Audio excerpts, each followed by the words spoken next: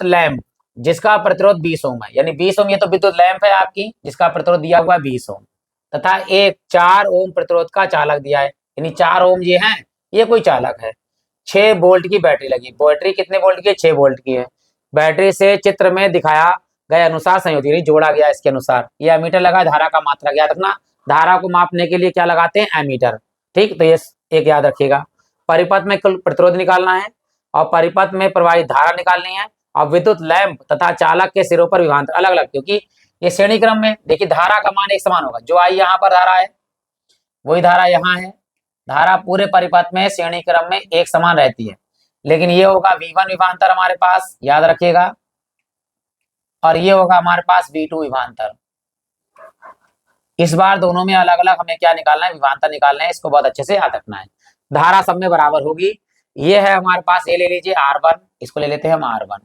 R1 का मान 4 ओम और ये ले लीजिए R2 का मान हो गया हमारे पास में 20 ओम। यहाँ लिख दिया हमने चित्र में ताकि हमें आसानी हो जाए करने के लिए।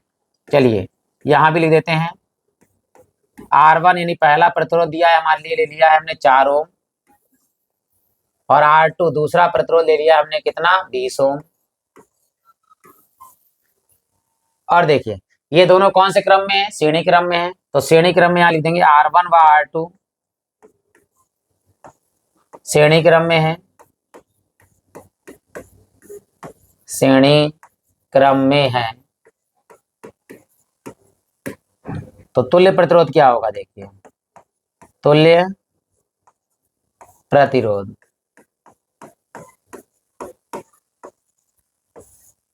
R बराबर, दोनों को जोड़ देंगे R1 प्लस R2, तो कैपिटल R बराबर क्या हुआ? R1 का मान है हमारे पास 4 प्लस R2 का मान है 20, 20 और 4 कितने हो गए? 24, तो R बराबर हो गया हमारे पास में 24 ओम।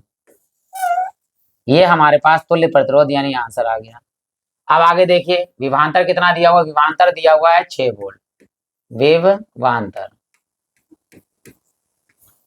V बराबर है 6 वोल्ट, सॉरी 6 वोल्ट V। अब हमें क्या निकालना है? परिपथ में कुल धारा निकालनी है, तो यहां लिखेंगे कुल धारा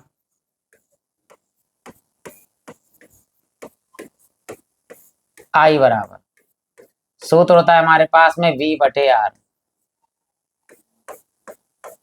V का मान है 6 और R का मान है हमारे पास 24,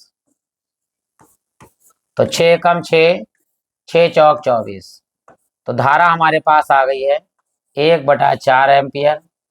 या हम इसे पॉइंट में निकाल दें, तो जब भाग करेंगे तो 0.25 आएगी एम्पियर। ठीक, दोनों ही सही है हमारी जगह, अपनी जगह पे आंसर। मैं भाग करके दिखा देता हूँ आपके लिए। 4 से भाग करते हैं 1 को, भाग नहीं जाएगा, 0 लगा दिए, दशमलव लगाइए, यहाँ 0 लगाइए। 4 दूनी 8, 10 में से 8 गया तो कितना बचेगा? 2, दशमलव लगाए तो 0 लगा दीजिए, 4 पंजे 20। तो चाहे हमारी धारा 1/4 एम्पियर हो या 0.25 एम्पियर, कुछ भी लगा सकते हैं। ठीक, अब हमें निकालना है अलग अलग, क्या निकालना है हमारे लिए? यहाँ लिखा हुआ है विद्युत लैंप चालक के सिरों पर और विभवांतर निकालना अलग अलग, यानी V1 और V2 का मान निकालना। देखिए तो पहले निकालना है V1, सूत्र लगाएंगे, देखो V1 बराबर, यहां से देखिए V निकालना है तो क्या होगा? I इंटू R, यानी V बराबर होता है I इंटू R। धारा का मान जब श्रेणी क्रम में है तो बराबर रहता है, तो V1 बराबर होगा I इंटू R1, मान लगा दीजिए। ठीक है, I का मान कितना है हमारे पास? 1/4 लगाइए ताकि कट जाएगा 4 4, तो 1/4, और R1 का मान कितना है? R1 का मान है 4, तो 4 1 कम 4, तो V1 का मान कितना है हमारे पास में? 1 वोल्ट। V1 का मान आ गया 1 वोल्ट, अर्थात चालक पर जो है विभवांतर कितना हो गया हमारे पास? 1 वोल्ट। अब इस पर निकाल लेते हैं। देखिए V2 बराबर क्या होगा? I into R।